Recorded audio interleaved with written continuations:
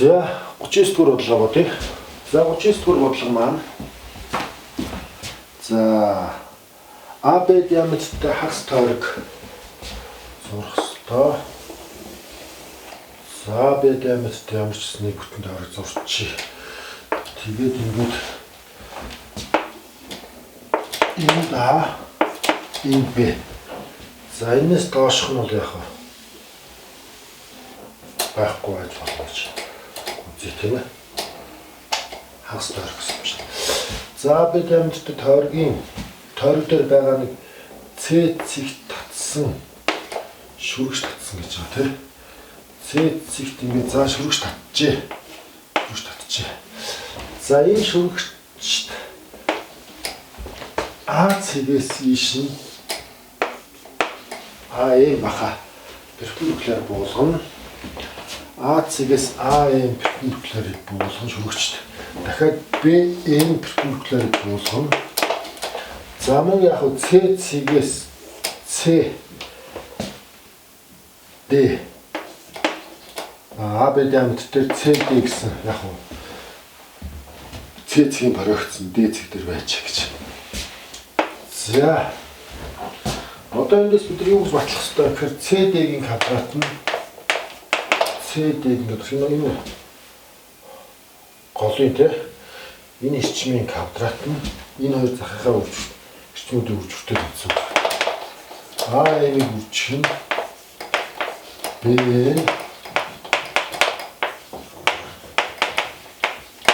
за гэж батлах ёстой юм. Ингэж батлаа гэж. За тэгэхээр за энэ би кагч энэ үзгийг би альфа гэж нэрлэж. Энэ одоо бүх тэгшнээс гурвалнууд энэ нэг хурц үзэх болох учраас тий. За МК энэ гурван тэгшнээс гурвалж гурвалд нь альфа онцны хурц үзэх учраас эдгээр гурван тэгшнээс гурвалууд бүгдээрээ хоорондоо төсөөтэй юм аа. Төсөөтэй.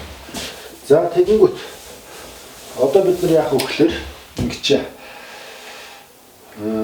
CD-ийн квадрат гарч ирэх гэж байна. Тэгэхээр би энэ гурвалжныг жижиг гурвалжтай төсөөтэй гэж төсөөгийн харьцаа бичье. За энэ бол нөгөө өнцөг өнцгийн шинжээр 2 өнцөг нь тэнцүү учраас 3 дахь өнцөг нь бол заавал тэнцүү байна. Эндээс яг энэ гурвалжин бол энэ гурвалжинтай төсөөтэй байна.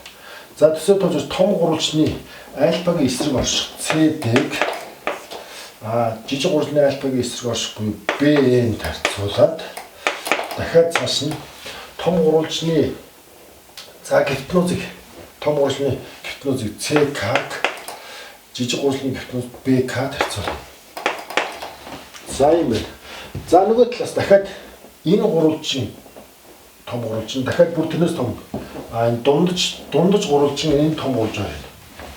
Бас хоорондоо төсөөтэй байгаа. Тэгээ төсөөгийн харьцаа бичвэл дахиад CD-гээс дахиад эхлэе. За энэ гурвалжны альфа өнцгийн эсрэг орших кагт CD-г юунд хуваах вэ гэхээр том гурвалжны альфа өнцгийн эсрэг орших кагт AM хуваана. За дараа нь CD-г AM хуваацсан. Одоо дахиад яах вэ гэхээр мөн л одоо энэ голын гурвалжныхаа гипнозыг CK-г дахиад юунд хуваах вэ гэхээр том гурвалжны AK-д. За одоо энэ хоёрын үржил CK, BK, AK гэж байгаа учраас одоо нэг ийм зүйлийг бүгдээ хий. Ийм зүйлийг. Юу гэхээр эндээс CB-г холбоно. CB-г холбоё. Ямар ч байсан бид нар бол яг нөгөө хоёр төсөө бичээд нэг ийм харьцаатай болсон байгаа шүү дээ. Одоо энэ хоёрыг ашиглая. Тэгээд дахиад тэрнээс өмнө дахиад 3 дахь харьцааг гаргаж иж байгаа ашиглая. Нэг үс. За ингээд авчихад яах вэ гэхээр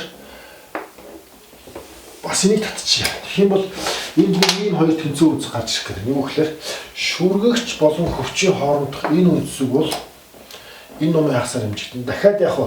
Энэ нөгөө тойрог дээр А орой байгаа учраас энэ бас яах вэ? Багцсан үндэсэг байна. Энэ бас за би энийг бета гэж үзчих юм бол энэ бас бета үндэсэг байна. Бета үндэсэг. За тэгэхээр одоо эндээс нэг юм зүйл байгаа. нэг өнцөг нь альфа, нэг өнцөг нь бета, дахиад нэг өнцөг нь альфа, нэг өнцөг нь бета гэсэн энэ хоёр гурвалжин бол өнцөгийн шинжээр төсөөтэй юм аа. Өөрөөр хэлбэл АЦ за энийг биччихье тэгвэл.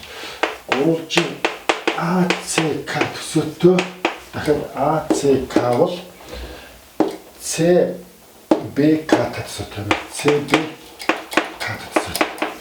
За энэс төсөөгийн харьцаа бичвэл юу болох вэ гэхээр за том энэ наадлын жижиг гурвалжлаас эхлэе. Жижиг гурвалжны альфа бета хоёр өнцөгт налсан талыг гэхээр ЦК за нөгөө том гурвалжных нь альфа бета хоёроос налсан гэхээр энэ болно. АК туулж байна. За дараа нь одоо жижиг гурвалжны хувьд юу ах вэ гэхээр бетагийн эсрэг тал буюу БК том гурвалжин дээр очиод бетагийн эсрэг тал буюу ЦК. За эндээс юу гэж хэлэх вэ гэхээр ЦК-гийн квадрат гэдэг бол АК БК хоёрыг үрж байна. АК үржих нь БК-г үрж байна. За энэ нь бол ер нь нөгөө шүргэгч багтлагчийн чанар гарч ирж байгаа юм л да. Ер нь бол шүргэгч багтлагчийн чанар гарч ирж байгаа. За одоо бид нэр яг гэхээр энэ хоёрыг үржүүлээд энийг тооцоход бидний батлагдах ёстой зүйл нь гарч ирнэ гэсэн. За харъя.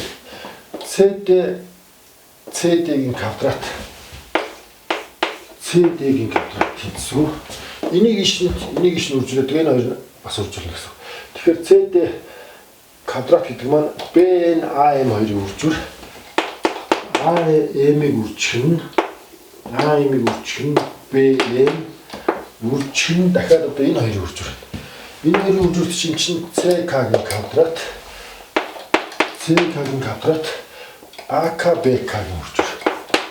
АК үржих нь БК-гийн үржүүр. За эндээс CK-гийн квадрат нь АК БК хоёрыг үржүүлдэг. Өөрөөр хэлэх юм бол CK шүргэгчийн квадрат нь АК БК гэсэн энэ хоёр огтлагчийн одоо үржүүлдэг тэнцүү байна. Огтлогчсон одоо энэ хэсэг тийм огтлагчийн АК БК гэсэн энэ хэрчмүүдийн урдуудын үржүүлдэг тэнцүү юм аа. За тэгэхээр одоо энэ тэнцүү учраас энийг энэтэй ингээ хураагдаад нэг болно гэсэн. Тэгэхээр эндээс яг АМ үржих нь B маань үлдэн гэсэн үг тийм. За эндээс энийг харах юм бол CD-гийн квадрат нь АМ B болохыг батлаа. За энд бол тэгээд яг өгөхлөр энэ дандаа альфа хорцон цэгтэй тэгшинцэд гурвалжнууд байсан учраас тэдгээр дээр яг энэ голынхан гурвалжныг баг гурвалжинтай том гурвалжинтай нэг хамт хоёр төсөөгийн харьцаа бичээд мөн шүрэг шатлалын чанарыг дахиад энэ нэг бета тэнцүү зөвхөн гурвалжнууд төсөөтэй байсан учраас тэндээс шүрэг шатлалын чанарыг гаргаж ирээд тэгээд энэ хоёрын үржүүлийг дахиад энэ чанарыг тооцоход манай батлах зүйл батлагдлаа.